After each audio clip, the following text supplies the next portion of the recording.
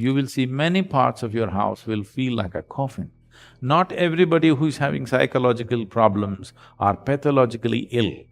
Most of them are victims of the situations in which they exist. So Punya Pooja is a way of consecrating your home, entire home, every part of it.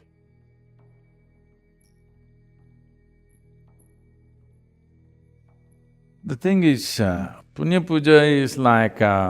the puja is about getting you into an energetic space where you become alive to these things. So the Punya Puja is to enliven the house. The space in the house should become alive. If you have lived in such a way in your home that every moment you're on with love and light within you, then no Punya Puja would be needed. But today you have built homes which are so large, it's very difficult to make them alive just by living. If you just had a one-room house and you lived in great sense of love and joy, you can easily keep it very alive. But today your house has 10, 15 enclosures. It's very difficult for any human being to keep it alive. Once in a way, if you do not enliven it, slowly if you enter certain parts of your home, you will see it feels like a coffin. I want all of you today, you know your house well enough, where you need to open your eyes, you open, but just walk with your eyes closed, with your left hand outstretched a little bit, and just walk, just feel and walk around the house. You will see many parts of your house will feel like a coffin. Some parts may be alive. Usually I find kitchens are alive because it's the only place something is happening. Everywhere else, if you live in a very, very alive way, you can enliven something. But when you have 12, 15, 20 enclosures in your house, it's very, very difficult for anybody to enliven all that. So Punya Puja, once in a way, at least once a year, would light it up. That is, you have the space around you alive and it supports you. Can't I live beautifully in a coffin? You can.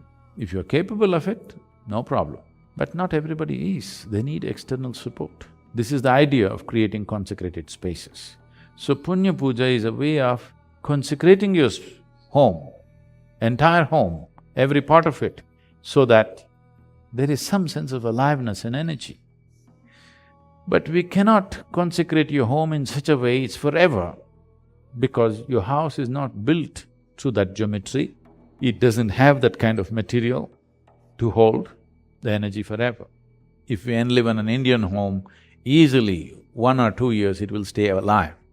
An American home, particularly largely with wood and inside all those dampening, insulating material, keeping it alive.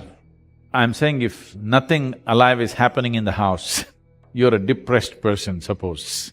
You have a whole bunch of depressed people in the house, nobody's really alive. If it is so, this Punya Puja may deplete in a matter of 6 to 8 months. It will not stay for very long because the material used does not support that. If the house was built with brick or stone, we could make it alive and easily make it stay that way at least for 2 years.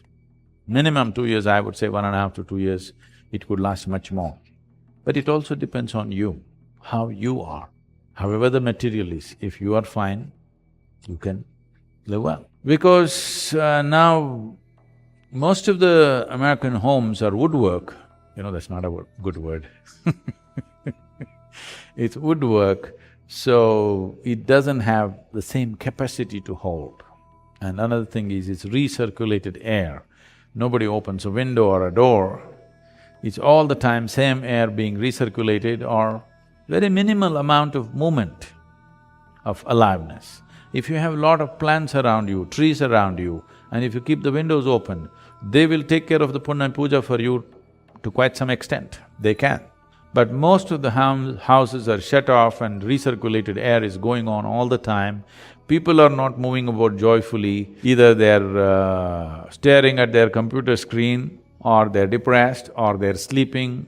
Inertia of various levels and various levels of stresses and tensions, it slowly builds up in the space and it can overwhelm a person.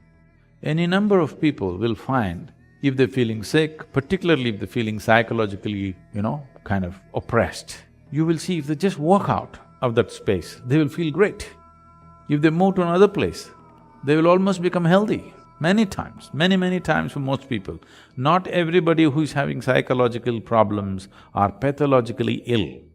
Most of them are victims of the situations in which they exist, various type of situations. Energy situation is one of them, and an important one. Actions which move you towards life, actions which move you towards death. When I say death, not just physical death, you can die in so many ways. So there are many fantastic phenomena happening in the process of life, every day. Every day, every moment it's happening. Most of the humanity is dead to it. They're dead to the moon, dead to the sunrise, dead to the sunset. Only when something becomes acute or they have to get up in the morning, early morning and go for their work, then sun gets in their eyes and of course you put the pad so that you can't see it. Something like this. Why this has happened is, the psychological space has overtaken the cosmic space, or your own silly creation in your head has overtaken the Creator's creation. This is all that's happened. We have taught you a Kriya, how to keep this bodywork within this boundary, how to keep it enlivened all the time.